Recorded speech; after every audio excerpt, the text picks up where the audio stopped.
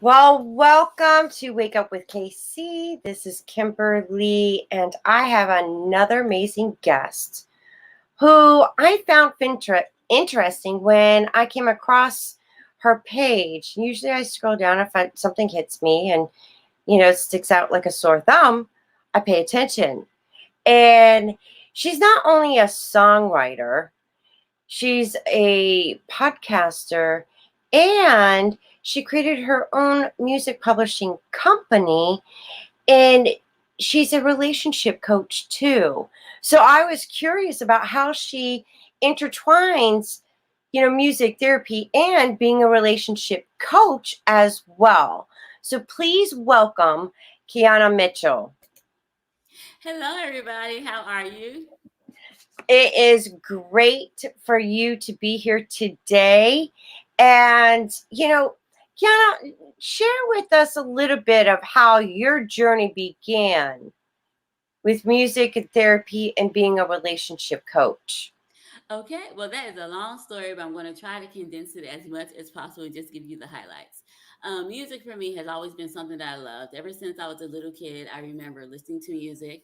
There were times when I didn't like the music that I was listening to, but in listening to that music, it made me realize that I had the ability to sing and that I could understand what they were saying. And I remember I was listening to a song as a kid and I was just singing along and I realized, hey, you can kind of imitate how their voice sounds. And it was like a aha moment because up until then I just thought everybody could do that. So I would just be running around the house singing. But it was at that moment when I realized I could imitate the person's voice on the record player. And so I was like, oh, okay. And I think I was like 6 because it was something that was just, it just hit me. And then after that, I just started to sing as much as I could. And as I grew up, singing was what I always did. My mom would literally kick me out the bathroom because I would literally just be in the bathroom all day during the summer practicing singing and trying to write songs and everything. So that is what I always did. And as I graduated, my thinking was, I'm going to be a singer. I don't need college. But my mom did not agree with that. And she's like, Keana, listen. She's like, you have two choices. You can go to college or you can do whatever it is you want to do, but you have to work and pay the bills. And at that time, I realized that, working at McDonald's was not going to let me pay the bills on my own. So I went to college because if I went to college, I didn't have to pay rent or help out with bills. So that is what propelled me to go to college. And once I got there, I really liked it. And I started off with speech pathology, to be honest. And I realized that that was not the thing for me. And I wanted to do speech, not because I loved it, but because you can make money doing it. And at that time, I was just going for the money. But then after I was in it for a couple of years, I was like, this is not it. So I switched to criminal justice because I realized that I just needed a degree and then I can get a master's in whatever I wanted to get a master's in. So I went to criminal justice and I graduated. I moved after I graduated to Alabama. I ended up getting married, having kids. But I did go back and I got a master's in counseling and psychology. And I loved it. For me, it was a lot of fun learning about why people did things because it's easy to see people do things and make your judgments and your assessments. But it's fun to find out why. What propels them to make this decision over this decision? Why would somebody do this instead of doing that? Because sometimes we can see what people should do, but they don't do what we think they should do. And it's just fun for me to see, okay, Why did you do that? So I realized a lot of it had to do with childhood trauma, things that happened to people in their past, things they were taught, their perception about different things. And that makes people do what they do. So if you look at it like that, people don't do things just because, oh, I'm just going to do this. Even people who are being mean, they're not being mean just because they just decide, I'm just going to be mean today. They are reacting to something that has happened to them. So as I was going through that process, I had stopped writing songs. I really stopped singing for a while. But then I just could not get rid of writing songs because my thinking was, I'm going to get a PhD, I'm going to do this, I'm going to do that. But even in the midst of all that, music was still dear to my heart. So I remember I was in church one day and the choir was saying it. I was like, you know what? I'm going to start saying it again. I'm going to join the choir. So I did that, and then I started writing again. So like in 2010, my youngest daughter was a year old. I started writing songs like every single day, and they were not good. I would sit at the computer, give myself an hour, and I would just write whatever song came to my head. But as I continued to do this every single day, my writing got better. And as I continued to sing and practice my voice got better. So it's one of those things where it all progressed around the same time. And I got a job working for the state of Alabama as a rehabilitation counselor once I graduated. And rehabilitation counselors, what we do is like we help people with disabilities get employment, and we give them a plan of what they need to do to find employment.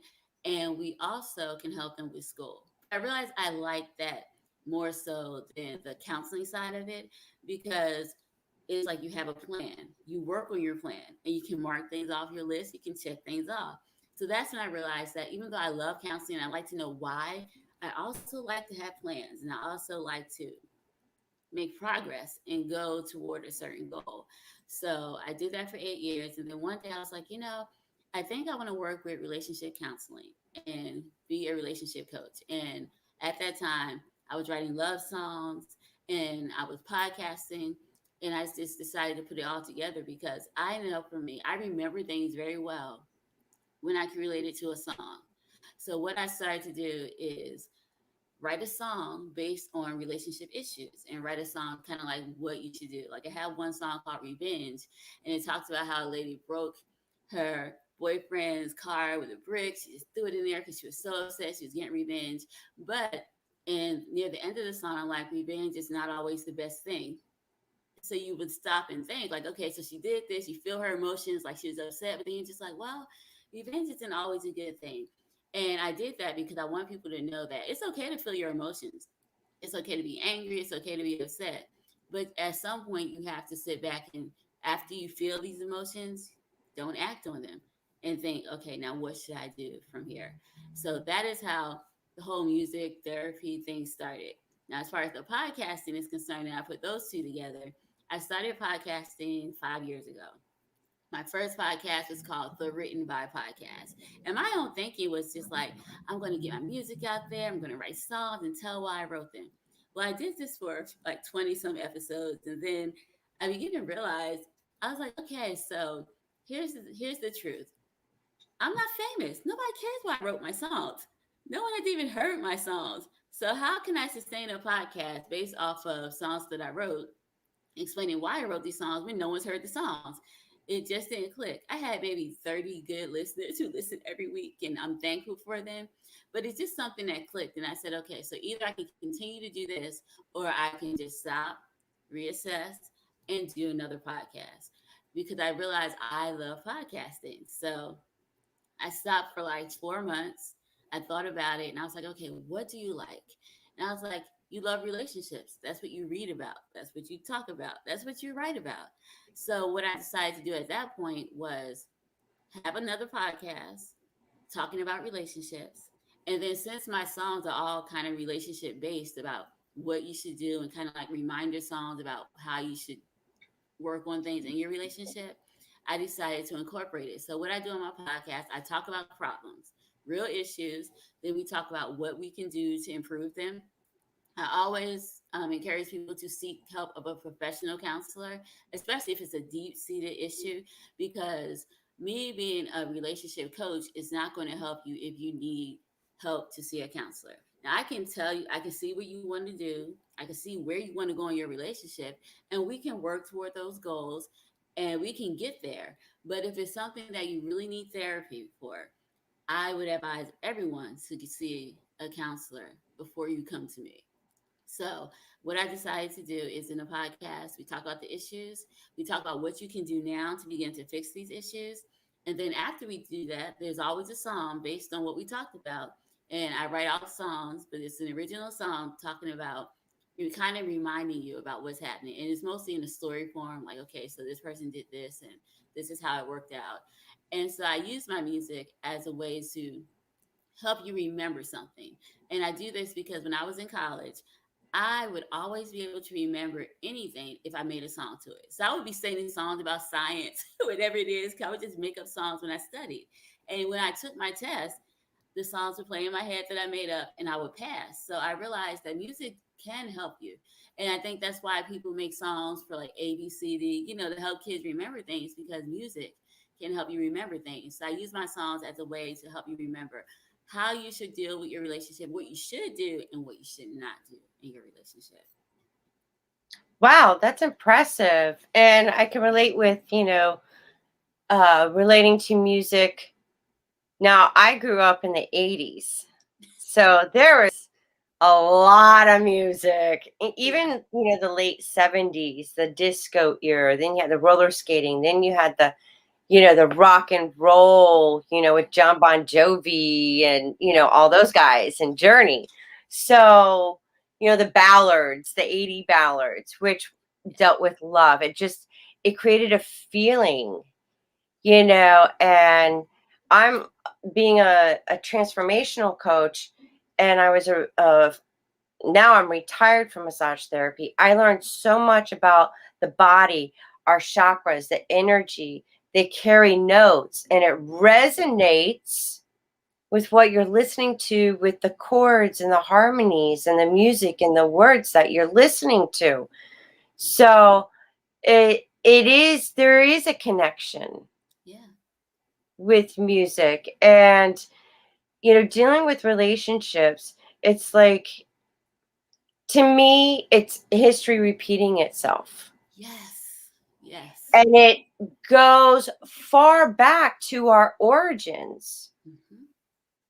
And if it's not dealt with, and the emotional energetic traumas, just like music affects you, emotional energetic traumas can affect you too and transfer into you. And it stems from being in the mother's womb. Yeah.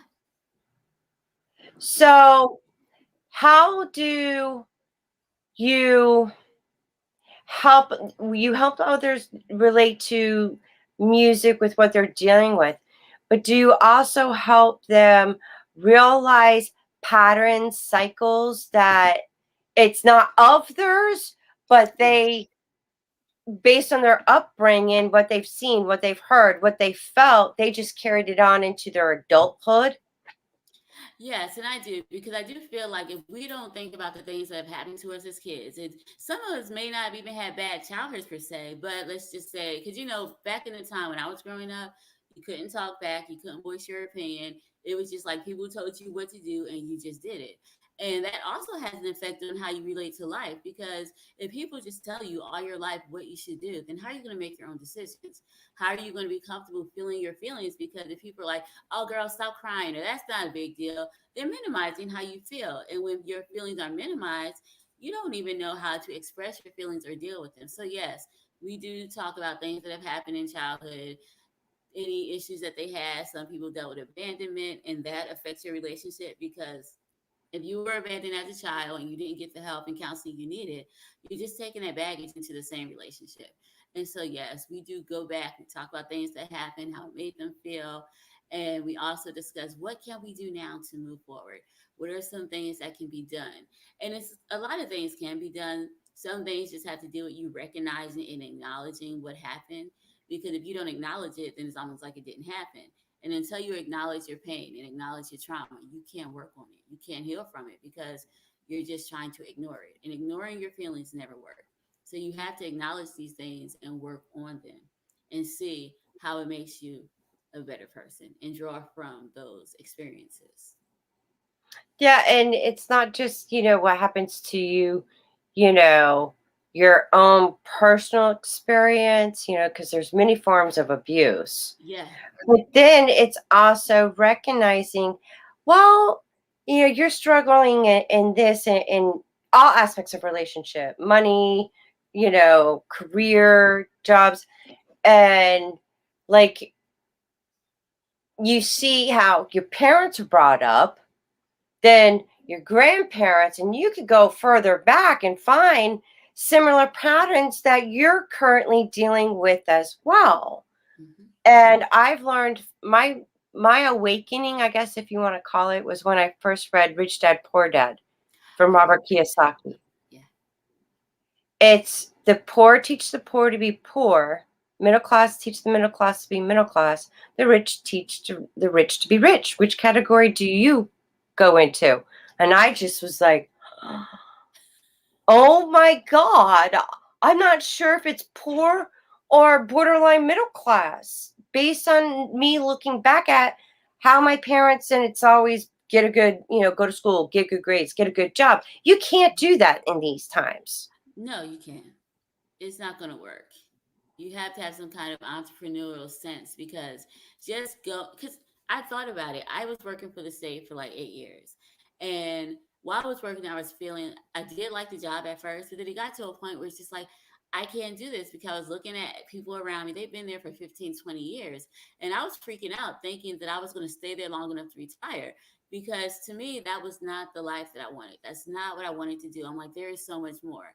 And I looked at the retirement plan that they had, and I worked there for 8 years, and I only had $21,000. 8 years, and I'm just like, I'm not gonna be able to live off this when I retire, and I don't want to retire after spending 30 years of my life doing something, and I have nothing to show for it, and I don't even enjoy what I'm doing because then it's a lose lose. I don't win in any aspect of anything. So I did quit in 2019. I just quit. I was like, okay, I want to work and be a relationship coach. I want to work my podcast full time. There are things that I want to do. And I have children. So I wanted to spend time with them because I wasn't spending the time that I wanted with them. I had no time to spend with them. I picked them up from school, homework, bed. That's pretty much how it went. And I'm just like, I want to have the ability to spend time with them. I want the freedom to work on things that I like to do and do that. So that I quit in 2019. I had no clue, no idea, but I just knew I couldn't stay there. That was the only thing I knew. I cannot stay here. So So I it's fascinating because do you agree that that is one of the major problems with Americans today? They're yeah. in this program. It's like they're living somebody else's beliefs and programs, and it's a misconception, and you're denying your whole sole purpose of why you came here. Hmm. No, it's true because a lot of people like one of the biggest regrets that people have when they're on their deathbed and before they die is that they never did what they wanted to do. And I was like, I don't want that regret. When it's time for me to go, I want to be like, well, I did what I wanted to do. And yes, sometimes it'll work out, sometimes it won't. But you'll never know if you don't try. You can't just sit there and be like, I want this, but you don't reach for it or try for it. You've got to do something. And it's not going to be easy because it hasn't been easy for me setting up my practice or anything. And I work hard. Sometimes I see it pay off, sometimes I don't. Would I trade it to go back to my other job? I wouldn't because I'm doing what I love to do. And anything in life is going to be hard. I was working hard for somebody else. I need to work hard for me. And I just view it that way. During your journey when you decided to quit and then like, I'm going to do what I love to do, did you feel like this transformation rising and birthing from you, like you were so like, this no longer works, this 9 to 5 job working for somebody else who controls my time, controls my paycheck, controls when I can take off, like there's got to be more than life than just this. Yeah, and I was feeling that too. And once I did it, it's like when I had been thinking about it for a long time. Like I thought about it year 3 of the job. I just didn't do it because I was trying to figure it out. I was like, okay, so what I could do, I could take my retirement, use that for a while to help my husband out, pay the bills and stuff until I actually get what I really want to do. So I was working, but I had already figured out year 3, this wasn't going to work.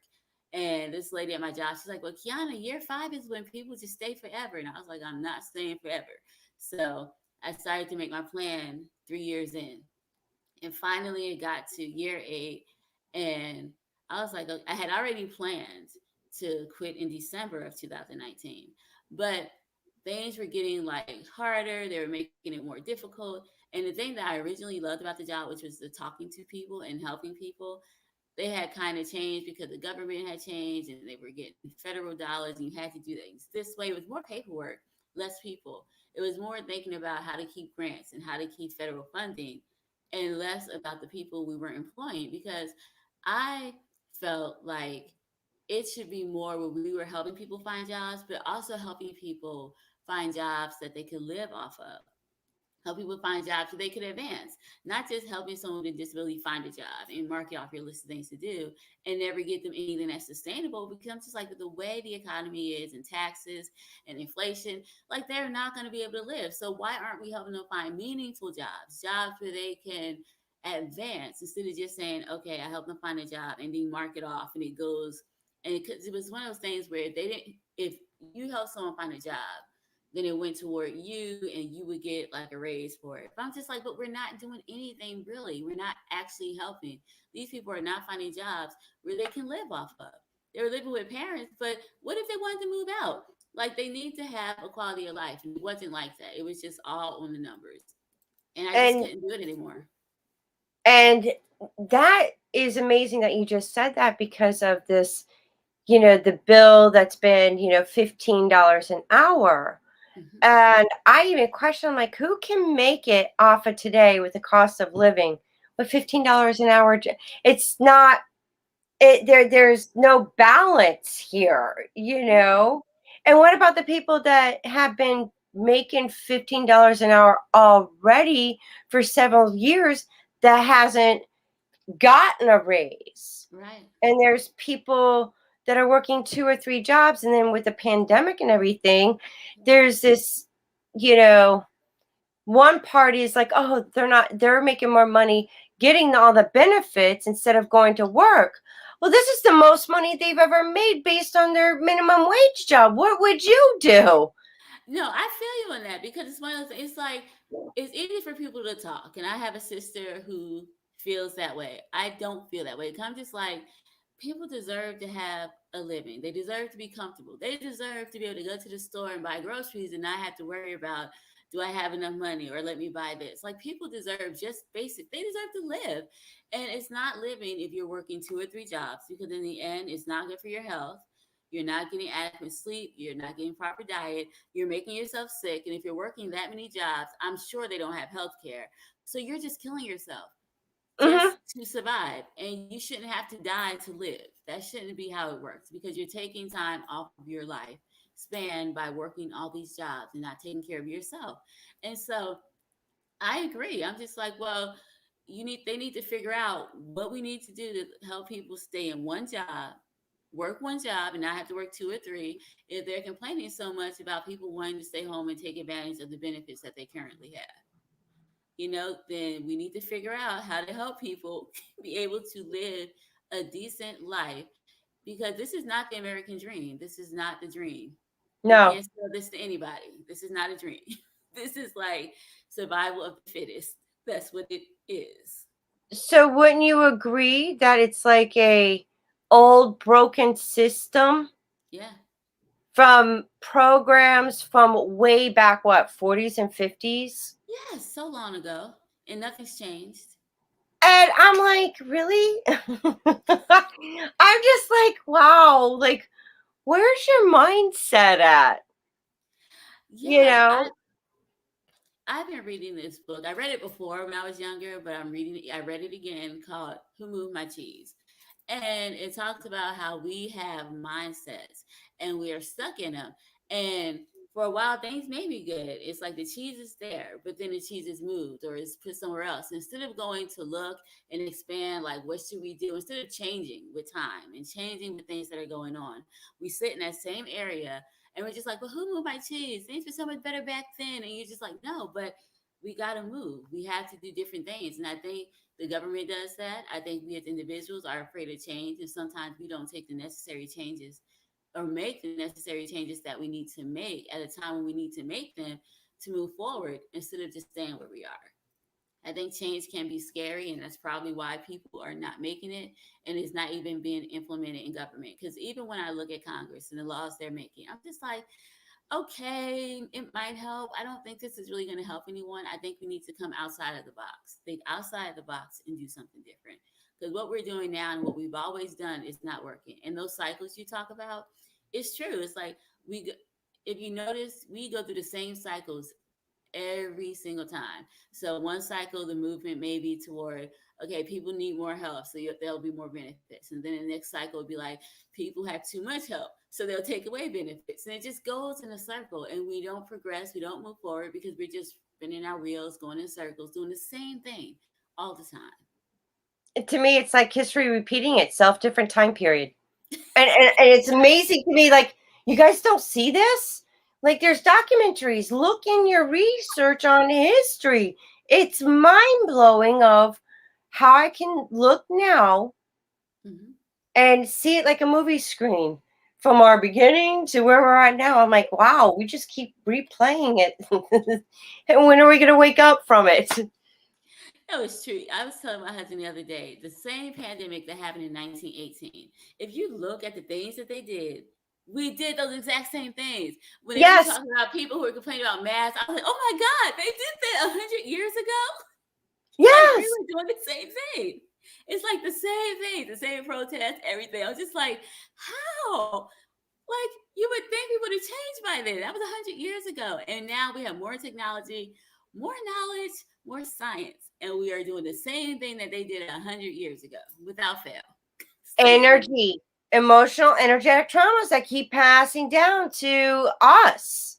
And then we Yeah. pass it down to our kids, not even consciously knowing it. That's why I started my podcast to say, hey, you need to look back at history because Yes. this is we're going to keep repeating this until we wake up from it and then make a conscious decision by our ancestor did not know better Mm-hmm.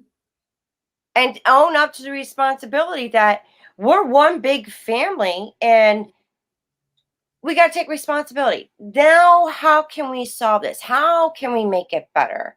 And I Yes. know music has a key part in this It does. because you sending frequencies out, good, positive, negative, that keeps repeating itself as well. Would you agree? I do agree. And I noticed that music has like a bonding, bringing together effect that it can have on people because my daughters and I, okay, I have the music that I like.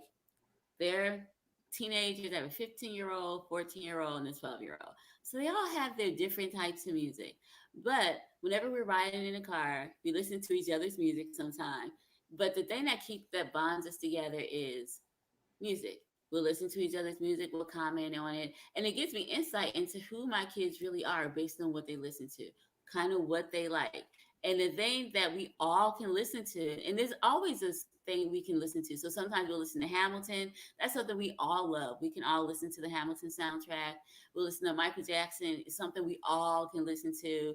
Or sometimes we'll give each other a day in the car. Okay, you listen to your music, you listen to yours.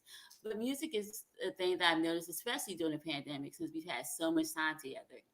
It has been a bonding experience for myself and my kids. And I know if it can have that effect on us, four different people, different age groups, different generations, but we can come together on this. I know that if we would all use music and bond with each other and recognize and accept people for who they are and appreciate the differences instead of always talking about it and making it seem like a negative thing, I think we'd be better off. I honestly do.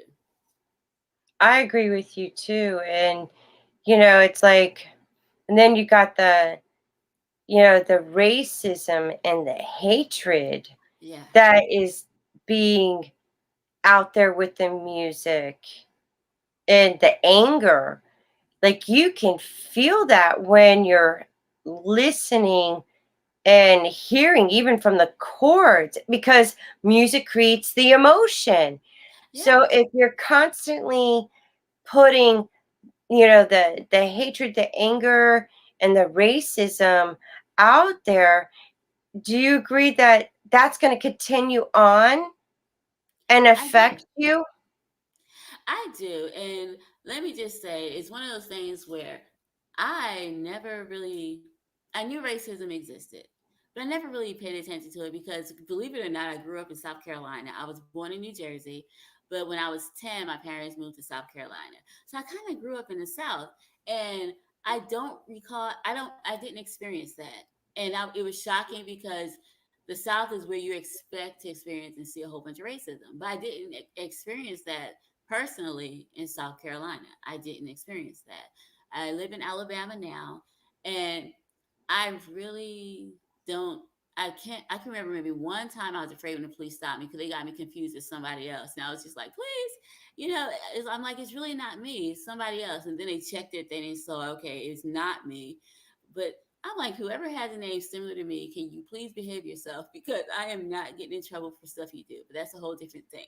But they saw it wasn't me. But that was the only time I remember being afraid. I've gotten pulled over before. They were all nice to me. They were all kind. They would let me go because they would give me a warning and just let me go. So I haven't experienced racism in that way or any police brutality. But I'm not going to sit here and say it doesn't happen because I have seen it happen to other people. But the thing that got me like throughout, I guess because we had a whole bunch of time inside of our homes and watching TV. I was able to see how this stuff was playing out. And it did affect me. It made me like frustrated. Like, why are we in 2020 and we're still going through the same thing? And I was frustrated because I'm African American and I'm female because I don't feel like women I don't think women are equal either. People don't treat us the same. We have to work twice as hard. So I'm like, okay, so I get it from both ends. I'm a woman, which I'm very proud to be. I'm African American. I'm proud to be. But it's one of those things where you just feel like so much pressure and stuff. And I was getting frustrated. So what I did was I just turned off the television. I was like, okay, I don't know how to process this right now, but I'm not going to watch anymore. So I turned off my TV and I would listen to music and I just write about how I was feeling. And for me, writing is therapeutic. So I just write about how I was feeling and everything. And then, it helped me a lot. And then once I was able to think and process and like, okay, so what we need, because I'm a solutions oriented kind of person. I don't just like to see problems and not know what I'm going to do to fix it. And if what I can't do is a good thing, then I'm not trying to do it. So I came up with this thing. I was like, okay, so what I need to do is just be involved.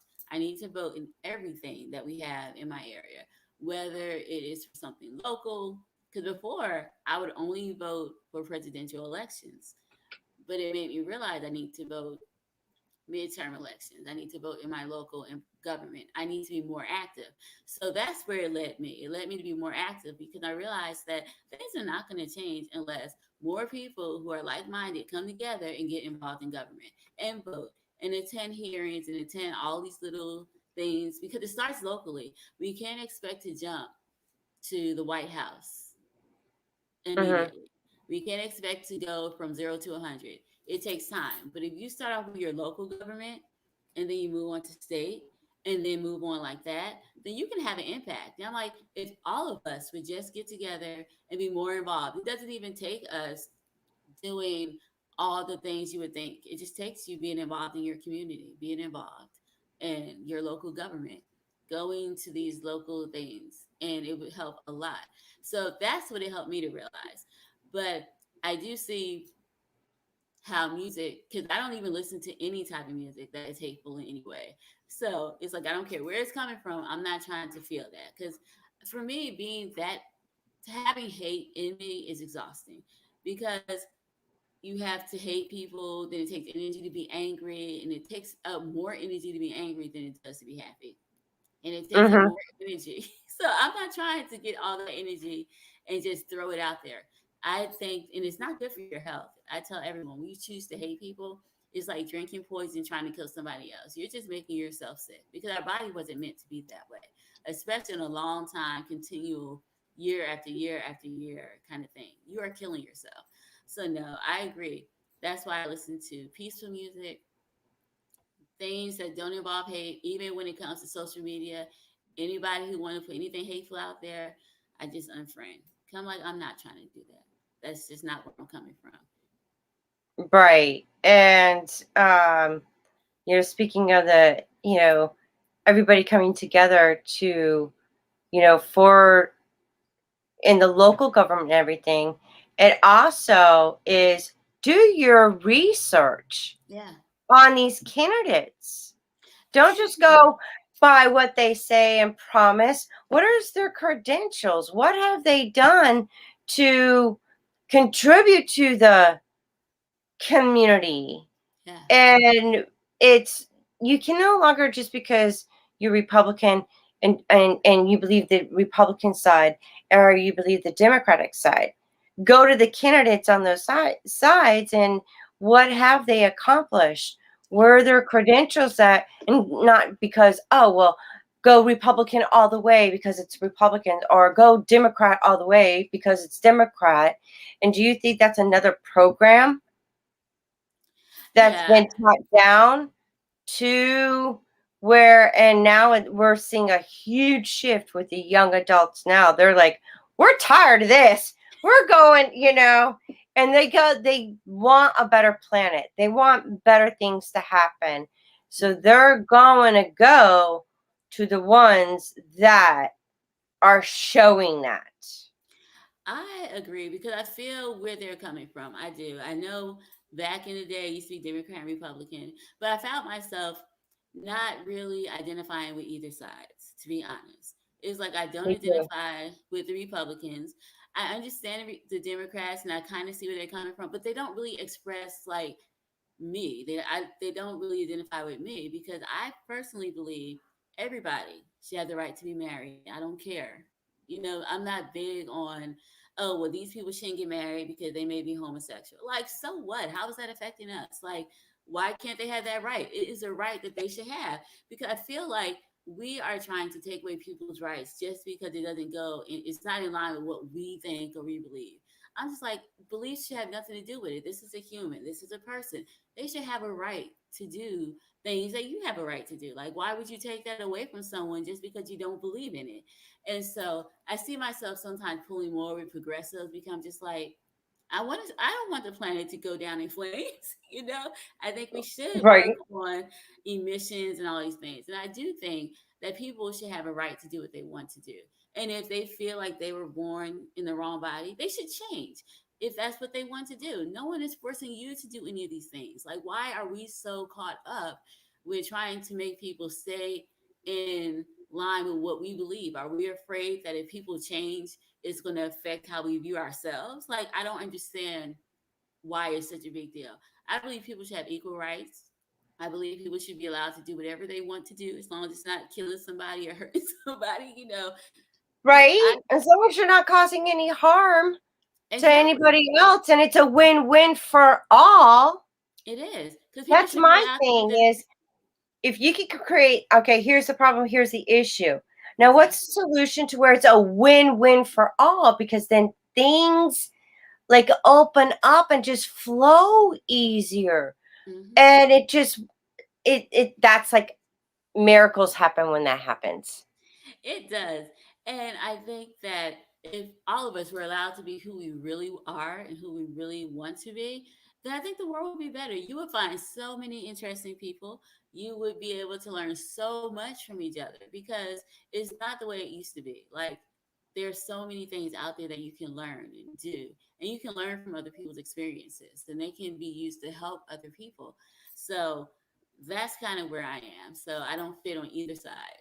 I'm just like, I think people should be allowed to do whatever it is they want to do. And I don't have a problem with it. And I think we should take our beliefs out of the way because your beliefs are good, but they're good for you. They're designed for you and how you see the world. But you can't take these same belief systems and throw them on other people because that's not their belief system. That's not where they're coming from. Their life experience is not our life experience. So we can expect everyone to be like us or view things the same way. And we shouldn't get so angry at differences as long as we're respectful with them. Like, you have a right to believe what you want to believe. And I don't think we Right. should change that on either side. Like, if you choose to believe one thing, then that's fine. Now, if I don't agree with it, I don't have to say anything negative about it. I just don't have to follow you. You know, that's just how it is. Like, we have a choice in what we see and what we consume. So we don't have to make you change because we don't agree with it. Change your own behavior and just don't look at it. That's just how that goes. I listened to and read Dr. Joe Dispenza's book, and he goes, "What you think, what you feel, and what you do creates a mood. And if you had a trauma and you think about it, if you relive the emotion, the energy, and you keep talking about it and whatnot, repetitiously, it goes from a mood to a personality. And your personality creates your reality. So if you don't like your reality, you got to change your personality and pay attention to what you're thinking, what you're feeling, and what you're doing." That is so true because I notice sometimes, like, if I'm in a bad mood or something and I just wake up on the wrong side of the bed, I'll have to say sometimes, Kiana, this is ridiculous. You're upset because this happened and it's already happened. You can't change it. You're not going to make it better by being mad about it for the rest of the day. So let's do something else. And I can laugh at myself, like, oh, that's ridiculous, and then do something else. Because if it's already happened, why am I mad? So you're right about that. We do have to change our personality and our perception. And the best person to change is ourselves, because that's one reason Mhm. why I started the podcast as well. My husband and I, when we first got married, we've been together, oh wow, going on 16 years this month. And but before it was difficult because we had a lot of variables in there. We had stepkids in there. Then we got married. There's a lot of things going on, and neither one of us really understood what marriage was and how to deal with each other. You know, we were all from a place where, okay, well, I do this, and this is how I do it, and I'm just stuck doing my own thing. And I'm sorry if you don't like it or if it affects you in a negative way, but I'm going to keep doing this. And so we did this for a long time. And we were not happy for a long time. And for years, we fought, we argued, went around in circles, did the same thing over and over. And then one day, I was like, okay, so you can't change him, Kiana. You got to work on yourself because this is not working. So I started working on myself. And at the same time, he was saying the same thing. Okay, I can't change her. I need to see what I need to do differently. And once we started to do those things differently, then things changed and we were in a better place. And so that's why I started the podcast in addition to wanting to help people about with relationships, because my whole thing is I made a lot of mistakes and it cost me like 5, 6, 7 years of frustration and anger. So my thinking is like, if I can tell someone else about this and they can see where, oh, that's what Kiana did, let's not do that, let's try this instead, it can help people. So by me changing how I view things and my behavior, it's worked miracles in our marriage. And by my husband changing himself and his behavior, it's worked miracles. And neither one of us changed each other because we're still the same people. Now, of course, with a lot of self reflection, we do things differently. But in essence, he didn't change me, I didn't change him. But we changed our personalities and now things are different. And it's funny because some of the same things that used to make me so upset, I don't even care about anymore. I'm just like, okay, well, it's not a big deal. It's not disrespectful. It's not anything that's destroying the marriage. Whatever. Who cares if you pick up your clothes? Don't. It's all right. Life will move on. Yeah, and it's like when you get marriage, there's an expectancy, and it comes from programming of what, how our parents were brought up and what was to be expected. But we've evolved so much that I can't, like, you can't live in the past. You're living in the past. And Dr. Joe Dispenza goes, you keep living in the past. If you keep doing the same thing over, you become predictable and whatnot. You are living in the past. And I had to do some reflection on that. I was like, well, wait a minute. I don't want, that's my parents' life. That's Yeah. not the life I want. So what do I got to do? What, and it's deeply subconscious in our subconscious, those programmings.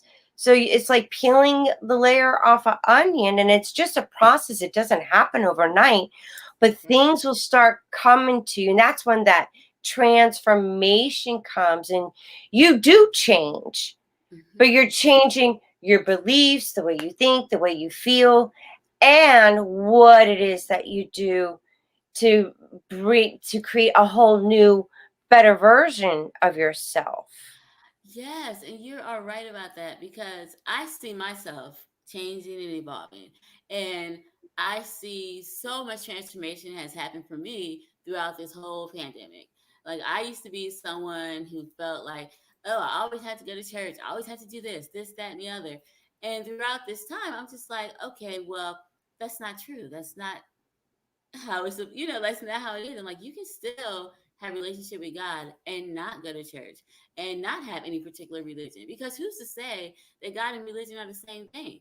Who says that? Like, why do we just assume that God and religion are the same? Why do we assume that we don't go to church, you're not a Christian, or you don't believe in God? Like, who told us these things, and why are we still doing these things? And that is why I did my other podcast, Finding God. I'm just like, we have all been told a lie. Like, this is a myth. Like, God and church don't go together, and God and religion doesn't go together. Like, you can reject church and you can reject religion, but you can still have God. Like, why do we feel that we have to have these things together in order to have a relationship with Him? So that's what my other podcast is about, because I begin to think about these things like, these are just things that people have told us. These are just things that we are assuming. But where's the truth and the validity to any of these things? Like, there is none. Girl, you just like, I was wondering, like, how to talk about your conception on your belief on God and whatnot. I'm like right up there. Who? Oh, this Bible is the Word of God.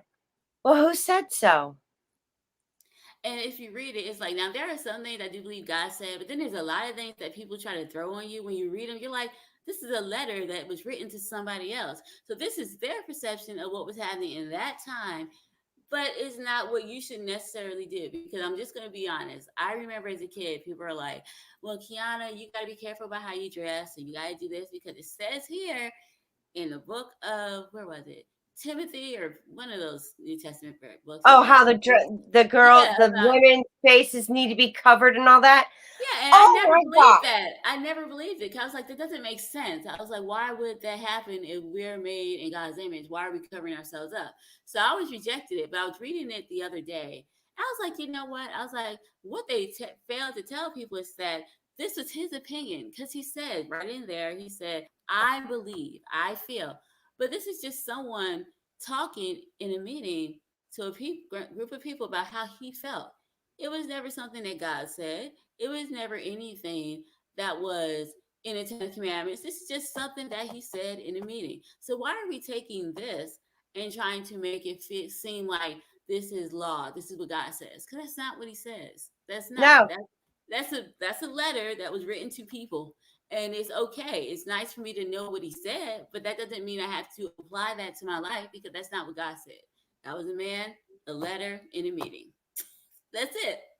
that's just one of them. But if you really go back in history and understand the timelines and the periods that were going Yeah. on, and who was not just kings, but they're also called lords as well.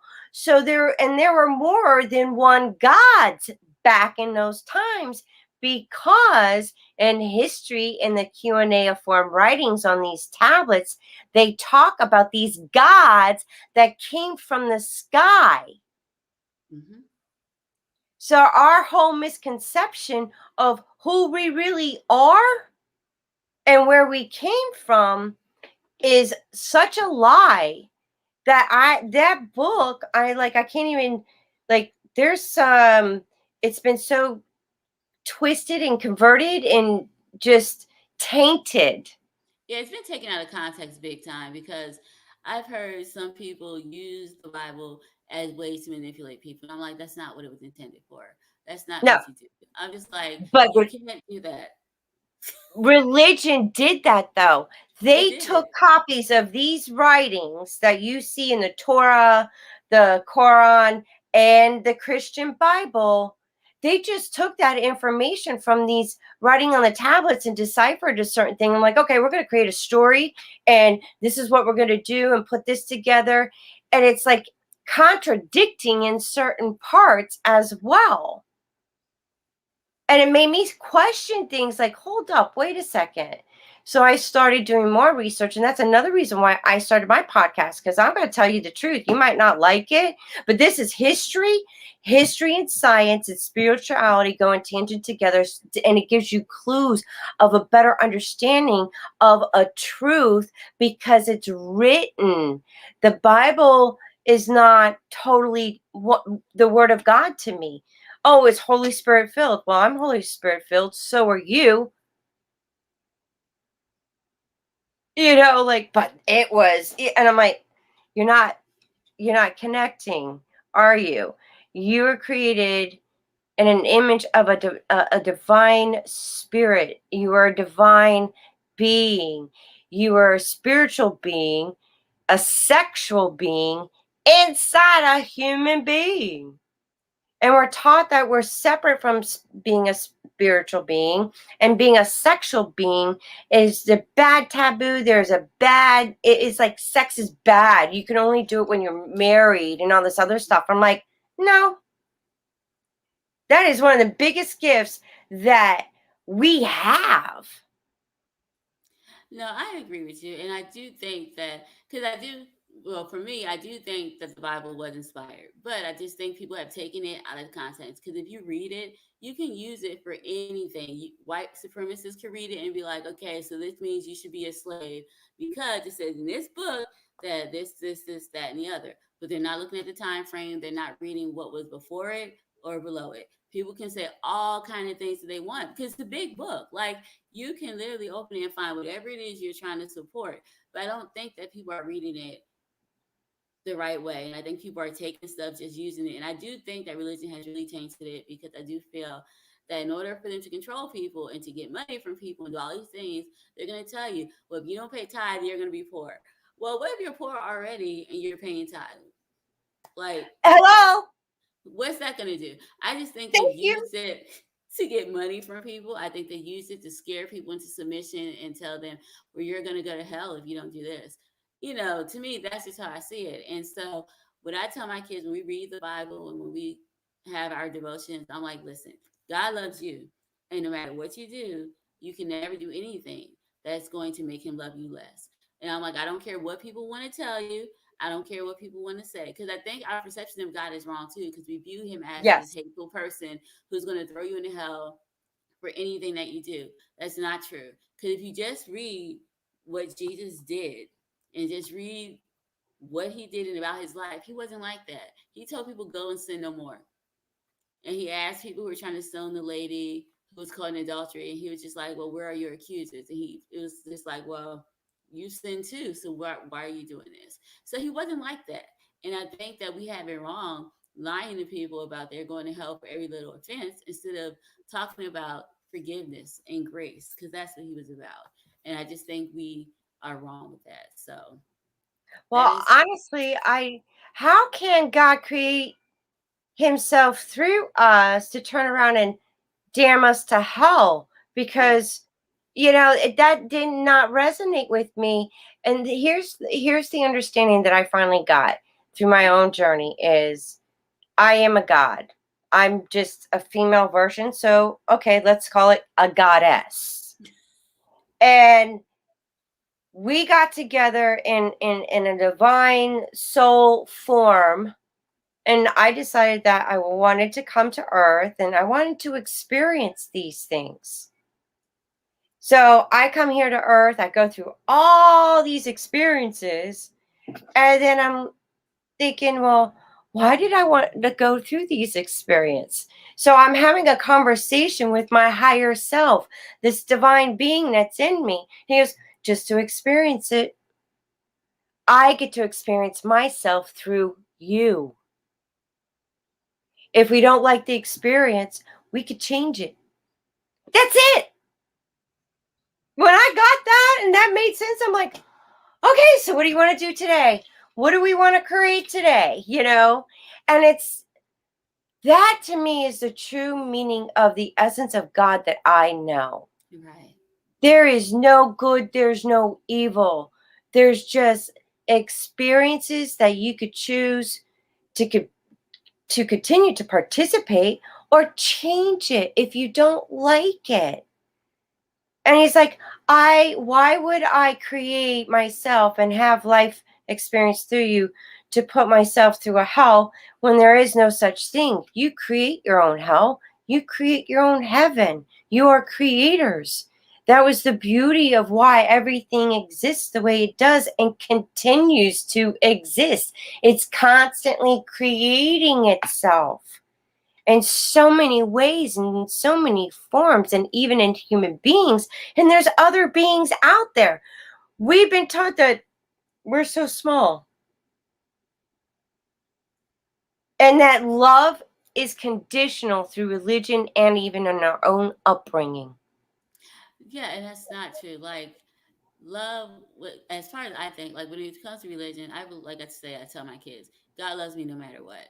So if you, I don't care what people think. People can think what they want to think, and I'm like, even when I'm doing something I should not be doing, God still loves me because He understands that I'm trying. He knows your heart. So my intent is not to be a jerk. It just comes off that way because sometimes that's who I am. God's just like, okay, well, it's her heart. She wasn't trying to be mean. She wasn't trying to do this. And I just think religion have us feeling like we have to do all of this ourselves. We have to feel like, oh, I've got to be perfect. I got to do this. I got it. It's like you don't. You don't. You can have a relationship with God and you don't have to be perfect. You don't have to do everything the right way. Because sometimes I don't think that we are capable of doing things the right way. Because if I get upset, I'm just going to tell you, I can sit down and hold it in forever, but it's not healthy for me. Now, of course, I do need to find a constructive way to voice my frustration, be able to talk about it, because I don't think blowing up at people for anything is the way to go. But what I'm saying is that sometimes if that does occur, it doesn't mean that, oh, you sinned or God hates you or anything. No, He still loves you. You just need to find a different way to do that. And for me, I know prayer helps me. And I'm like, God, I'm sorry. This person made me frustrated or whatever. But I'm saying that not because I think He's mad at me, because He's not. It's just that I talk to Him that way. And I also think that because I do believe in God, but I'm not going to sit here. I have friends who are atheists. I have friends who don't believe in Him. And for me, it's fine because I believe in Him, but it doesn't mean that you have to. And if you don't, it doesn't mean you're a bad person. It doesn't mean anything negative toward anyone else. It's just like we all have different beliefs. And I just think we should be allowed to believe what we believe. And we should be allowed to express that in a forum where it's understanding, like learning from this person and you're learning from here. Like I have a friend, he's an atheist. And I'm on a network with a podcast. So before I even put this podcast out with him, I sent him a text because he's in charge of podcast network, and I was like, "Hey, I said, could you call me?" So he called me, and I was like, "Listen, I told you I wanted to start another podcast," and I told him what it was about. I was like, "I know you don't believe in God or anything, so I don't want to put anything out there that you may not believe in. Would it be okay if I kept this on your network, and if it's not, there's no hard feelings. I understand because this is your belief." He's like, "No, Keana, it's good. It's good." He's like, "We're fine." He said, "I have things on my podcast I don't believe on the network I don't believe with."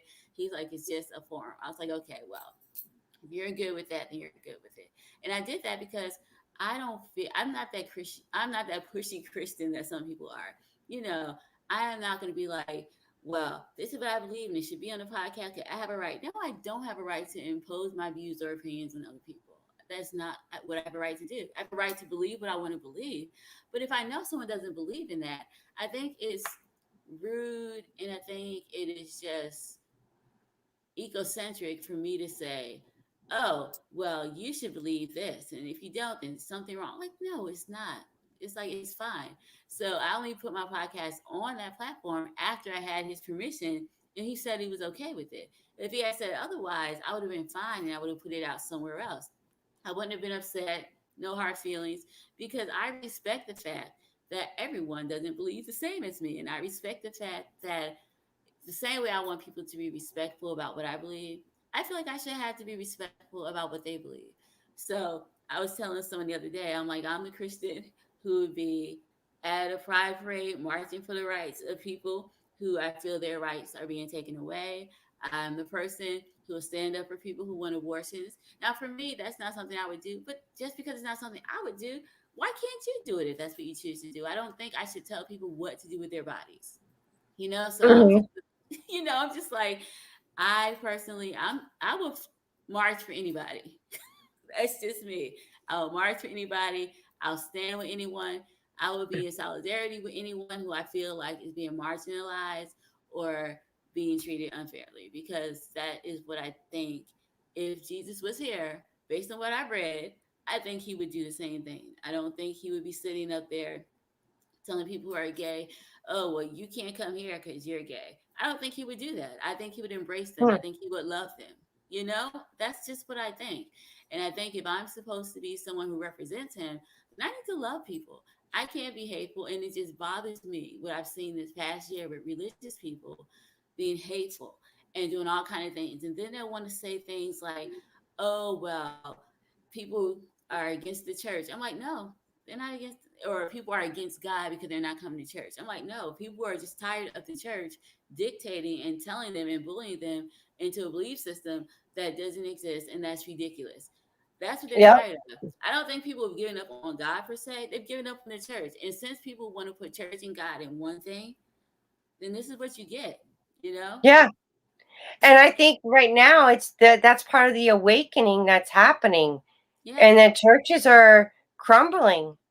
they And are. it's an They're old system. It's a program that wasn't really supposed to exist the way it exists. And thank you. I have Thank a you. saying, humanity was not supposed to exist the way it is I agree. now. No, I So, Kiana, how can somebody get a hold of you for music therapy and relationship coaching? Okay, well, all you have to do is go to my website, which is KeanaWMitchell.club, and there is something up there where you can there's a link where you can connect with me to set up a call, and then we can do like just a contact call, see if you want to move further with coaching or not, and we can just go from there. Now, as a songwriter and music producer and having your own music publishing company, if somebody's interested in learning more about music, tapping in, they have a passion for it, but they don't know what to do first, or how can they contact you with that same website? They can. Now, I'm in the process of I have one website where I just put everything, which is Keana W Mitchell, because I just felt like I had too many at the time. And I used to have one for Finding God and one for this one and that one. So I just used one to make it easy to come to me, and you'll see different things and you can just click on whichever one. Well, you know what? I'm going to put it in the description uh, on this interview, Okay, so cool. people have an access to it, but I wanted for them to hear it as well. So I enjoyed this conversation. This I is did this too. is what I love talking about. Same here. And here's the thing: I love hearing people's opinion. What people believe when it comes to God and spirituality and stuff, because I think that it's just priceless to hear from other people what they believe and how they feel. Because I do think that there's something all of us can take from each other. There's something all of us can learn from each Hmm. other. And it's funny because it's like, even though our belief in, about what God is different, there was so much we could agree on. And that's the point I make with everybody. Like, we have more that we agree on, we have more in common than we have different. And no matter what you want to think, with how far apart you may think someone is from you have more in common with that person than you do that's different. Like, I just found it fascinating. That's why I was just listening, like, oh my God, we believe some of the same things, even though we don't, but we have so much in common. Like, I we, know. it's just like we have a lot in common. And I think that's the thing that people should just take away. Like, we have more in common than we do differences. So we should Hmm. focus on our commonalities and let those differences go. Because when you're older, you're going to regret some of the people you didn't meet or some of the friendships you didn't have because you held on to your differences instead of embracing the things that you had in common. Right. Absolutely. So, Keana, thank you for joining us today. I Thank you look for having forward me. to having more interviews with you, maybe in the near future, so we could update, catch up. And one more thing, do you have a workshop that's coming up that you're doing? I'm working on something, but I don't have it ready quite yet. But just look forward to it, and I have something coming up. Well, I will be in touch with you so I can have you back on the show so you can talk about it when the Thank time you. comes. Thank you again for joining us, Keana. And thank you for having me. So, stay tuned for next Monday. I have another exciting guest that talks about mental health. And I am so excited to share with you and was even enlightened myself.